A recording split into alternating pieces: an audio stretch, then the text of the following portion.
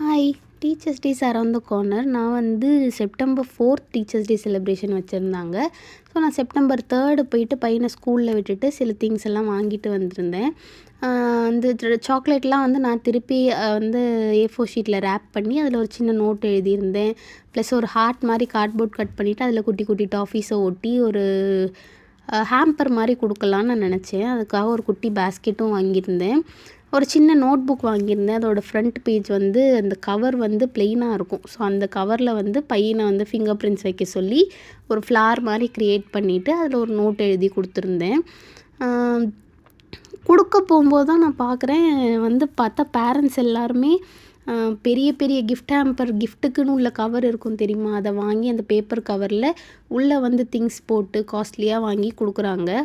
ஆனால் அது வந்து டீச்சர்ஸ்க்கான பெரிய அக்கம்ப்ளிஷ்மெண்ட் என்னன்னு அவங்க நினைப்பாங்கன்னு நான் நினைக்கிறேன்னா, குழந்தைங்க வந்து அவங்க சொல்லி கொடுத்ததை வச்சு இன்கார்ப்ரேட் பண்ணி ஒரு விஷயத்த செஞ்சு கொண்டு போய் க்ரியேட்டிவாக கொடுத்தா தான் ஒரு டீச்சருக்கு வந்து பிடிக்கும்.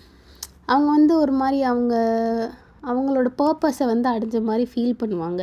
ஸோ என் பையனுக்கு இப்போ வந்து எழுத தெரியாது. ஸோ அவனுக்கு இந்த க்ரீட்டிங் கார்டெலாம் செய்ய தெரியாதுங்கிறதுனால அவங்க டீச்சர்கிட்ட என்ன பிடிக்கும், அவங்க என்ன பண்ணுவாங்க உனக்குன்னு கேட்டு அது ஒரு லெட்டராக எழுதி நான் அதுக்குள்ளே வச்சுட்டேன்.